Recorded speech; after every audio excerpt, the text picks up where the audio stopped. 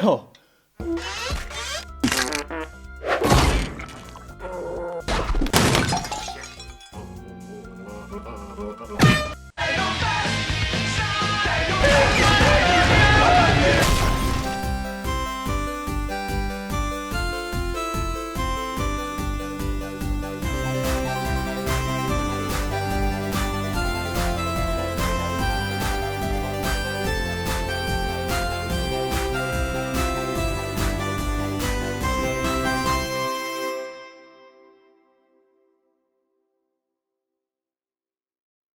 Boy, do I have a history with Sonic X. Imagine me being a stupid little kid who only had that stupid red plumber in his head and only played his games.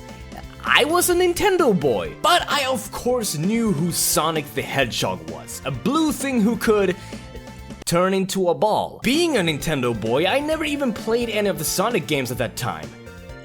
I didn't have a gene. However, I did stumble upon some of the previous shows on the telly though, but that rarely happened as they would, for whatever reason, show them on regular local channels, so they appeared sort of randomly. So at that time, Sonic was sort of an enigma to me. I would only hear tales and legends and brief visual activities of this blue Sasquatch myth. I never owned a Sega console. I swear, I thought for the longest time that the Dreamcast was like an upgraded version of the PlayStation or something. So it was not until Sega became a third-party developer and we started to see their games on, say, Nintendo consoles. My first gaming experience with Sonic was Sonic Heroes. And oh boy, what an introduction. But little did I know that around that time a new show was being created, and that was Sonic X. I was about 12 years old when the show first aired, and I was hyped. I was really looking forward to it. So, what did I think? So let's get the gotta go fast memes and Uganda Knuckles memes out of the fucking way, and let's watch the first 3 episodes of stinking Sonic X. Before we begin, I just want to mention that this is indeed an anime, so it was created in Japan and then dubbed by 4 kids in the States. Awesome! The first episode starts off in the middle of I don't know, and you know the show is going to be good when this genius creation is the very first character we see. Disclaimer: Big the Cat is not in this show. Yet. And here's Sonic rushing towards Dr. Eggman's base where he avoids all sorts of robots, missiles, and honestly, this isn't actually all that bad, but just wait for it. After getting got by a spring platform, Tails and Amy flies by and shoots one single ring that somehow makes Sonic OP and flies straight into Eggman's lab. He can't stop it! Sonic! So after a teeny tiny accident, Chaos Control happens which transports Sonic to our very own planet, Earth. Having absolutely no idea where the fuck he is, Sonic can't help but stare around him where normal human beings are staring back at him as well. He won't get away from me! Huh?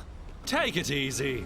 I think we can handle this without getting rough. Duffy, get behind him. No, not from behind. Let's do it! Okay, Sarge, I think... So the cops try to catch this unidentified creature, but alas, Sonic is just too fast. I don't know how I got here, but I gotta find a way to get out. Oh yeah, I think it's important to point out that this was the very first time Jason Griffith took over as the voice of Sonic, so all y'all who are still pissed that Ryan Drummond is not voicing Sonic anymore, you can all blame Sonic X. Unit 3, subject is headed your way. Don't you worry. This hedgehog can't get under us, around us, or through us. We'll stop him.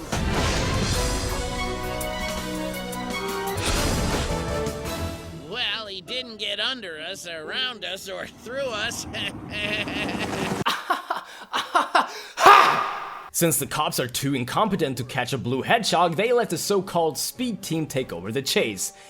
After they're done walking in slow motion. By the way, why does the city's police department have a speed team? The leader even mentions that they've only made 1 arrest in the last 12 months. I don't know about you, but they seem pretty damn useless if you ask me. They probably earn way too much money too. So the chase begins on the emptiest freeway a big city could only wish for, and during this whole chase it's just Sonic making fun of these posers. The S team, eh? The S must stand for slow motion. Got him. Hey, you! This is dangerous! What happens if kids start trying this? The leader of the team takes over and speeds up to full throttle, thinking that he's won, but of course, being the fastest thing alive, Sonic passes him easily. While flying above the city, admiring the scenery, he comes to realize that his biggest fear is waiting right below him. A pool? See ya! He falls into the pool, has absolutely no idea what to do, so I guess he's just accepting his fate. But do not worry, because the Jar Jar Binks of this show jumps into the pool and saves Sonic from drowning. Are you okay? Yeah, thanks a lot. I didn't think you could talk. My name's Christopher. My name is Christopher. Truth be told, the first episode is actually pretty damn alright. It starts off the right way, and the transition from Sonic's world to our own world is played off well, and everything seems to be quite alright. Until the very last minute of the episode, because we're forced to deal with this stupid kid. One of the main reasons some people didn't like this show was because that this kid existed, and boy is that reason justified. I guess they wanted to make a character that kids around that age could relate to if they ever, I don't know, imagine being best friends with Sonic the fucking Hedgehog. We've all been there, haven't we? The second episode starts off at this kid's gigantic mansion of a home with their Japanese stereotype butler. Just look at this Sora-ass looking ass. You see, there was this cat in the pool, and I got it out. Oh, you have a big heart, just like I do. Take a good look. I'm a hedgehog, not a cat. She knows I wouldn't risk diving into a pool in the middle of the night just to save a little hedgehog. Really? After being forced to eat cat food by this jerk, Sonic smacks the plate away and is about to ditch this kid, and oh, how I wish that was true. But goddammit, burgers are way too tasty. Morty, a big blue hedgehog came out of nowhere and outran the S-Team yesterday.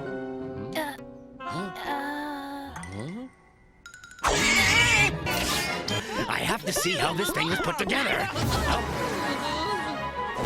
He's not a machine. He's Sonic the Hedgehog.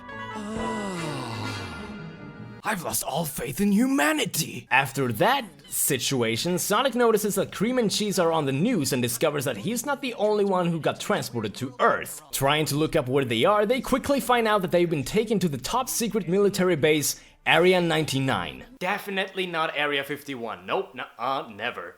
That sounds like Eggman's kind of place. You're not far off! Your friends have been taken there by the army and placed under 24-hour guard. That's funny because DeviantArt does the exact same thing. Now that I know where my friends are, I'm out of here. You're right, Sonic. Get the hell out of there. Whoa! What? Open that door! Open it! Don't look at me. I didn't do it. It was me. Grandpa! I'll go with you. Great! And you're coming along too. So, being the maniacs that they are, Rick and Morty take Sonic to Area 99, or at least as close as they can get to it without getting shot. Sonic gets equipped with a scouter from Dragon Ball and sprints towards the military base. Inside the base, we can see that they are in fact surveilling Cream and Cheese inside this tank or whatever, trying to figure out what the hell they are. This is exactly what the TSA does to me every time I visit the States. Sonic manages to get inside the base and slides down through an air vent and hurts his poor blue hedgehog butt. It feels like I have skid marks on my butt. I mean, that's probably what you got. While inside, Sonic's gotta make sure that the security cameras can't spot him. I'm too fast for him. Thinking that he might know which room Cream and Cheese are and trying to come up with a plan of how to rescue them, the power to the base suddenly gets cut off by paper planes. Taking this chance, Sonic rescues Cream and Cheese from the DeviantArt chamber and makes a run for it. But the power gets quickly restored and now the camera starts shooting at them. Thinking that they're about to get lasered, all those small-ass paper planes destroys all the cameras and basically causes everything to become completely chaotic. While the base is about to go kaboom, Sonic figures out that the one behind all those paper planes was none other than Tails. Tails! You almost killed them! Fuck it, they're fine and escapes together with Tails and flies back to Chris's home safe and sound. My name's Christopher. My name is Christopher. If you and me and Cream and Cheese are here, maybe the others got here too. That means maybe Eggman's here too. And they're exactly right. Dr. Eggman is in fact on Earth as well, and he plans to build his Eggman empire here, and with an evil laughter, the second episode ends right here. I wonder what's gonna happen. The third episode starts with Dr. Eggman deciding which robot he should use to destroy the city. By using a stack of trading cards, slamming them in a thingy thing, pulling the lever, activating a slot machine to make the decision for him. Ah, missile wrist. He does this every time, by the way. Meanwhile, Knuckles is walking around in the sewers with Amy and blaming Sonic for getting transported to our piss-infested planet, while Amy, of course, defends Sonic. All this scene is telling us is that Knuckles and Amy are on Earth as well. It's another regular day for the citizens, where they're just enjoying a nice day on the beach when suddenly...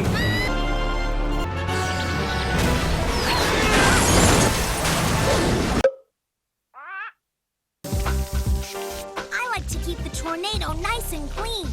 Tails, I'd love to study this plane's mechanics someday. What intriguing dialogue. So the gang is just chilling. Chris asks them where the hell Sonic is, Creams give him a good enough answer, and... We have to bring him back! Right away! You see, I need Sonic to pose for my next drawing that I'm going to post on DeviantArt. Here, check this out, I'm almost done with this one. Thought you saw the last of Sonic now, did ya? Ha! Meanwhile, Eggman's robot is attacking the city, and the cops are ready to shoot this bastard. And by the way, you know it's a 4Kids dub when they've replaced the gunshots with laser noises. While all of that is happening, we can see that Sonic is on a random mountain doing what he does best, running around aimlessly.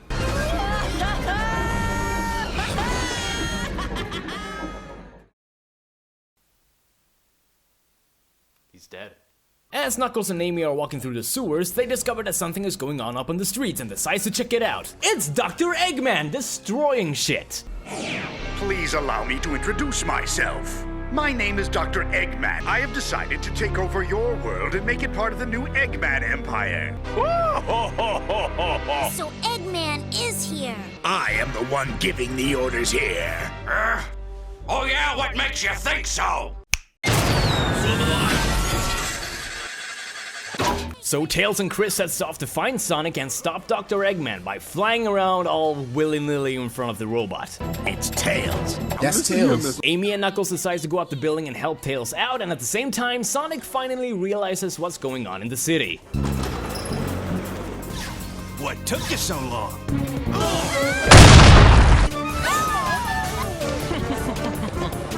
I got a peek under that woman's dress. Sonic spin dashes up the building and starts making fun of Eggman and his robot, while also spanking his butt. Sonic! Try the old slap on the wrist! Now tell me, what is the old slap on the wrist? Oh, that's what it is! Bam!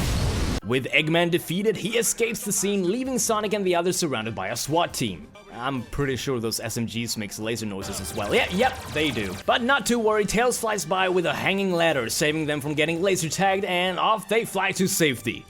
Except for Knuckles, because he doesn't want to be a part of this bullshit. And thus ends the third episode of this show. What can I say? People died. Basically, from here on out, the rest of the show revolves around Sonic and the gang trying to find all the Chaos Emeralds, so it's pretty much a rat race between Sonic and Dr. Eggman with some random stuff going on in the middle of everything. We've got human characters as well with their own stupid little roles, like that stereotypical Japanese butler we saw earlier, and then a stereotypical Hispanic housemaid who, by the way, shares the same voice actor as Dr. Eggman. Soon I'll rule the entire universe. Oh my! Oh, I smell something burning! Oh! Perfect.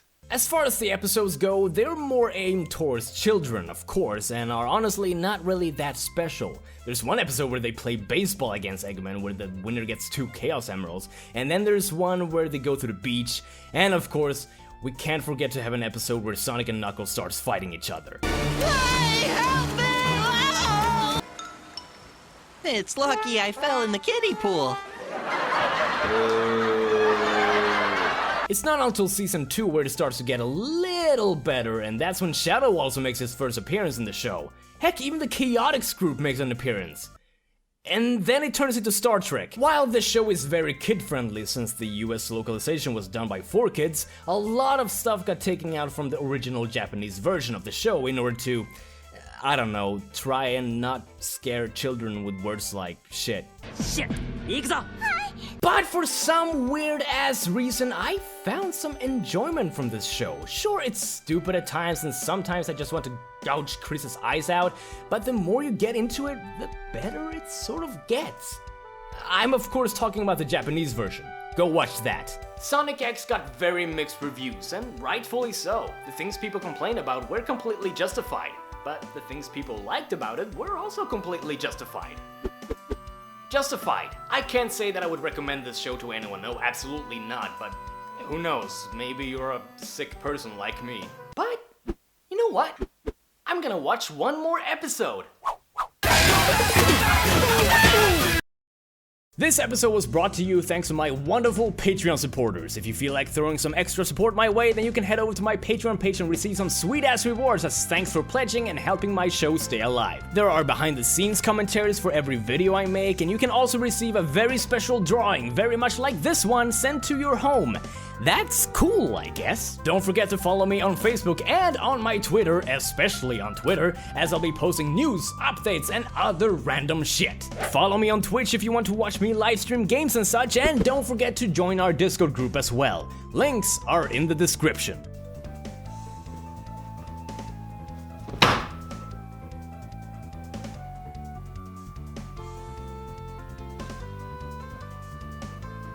I should probably not do that.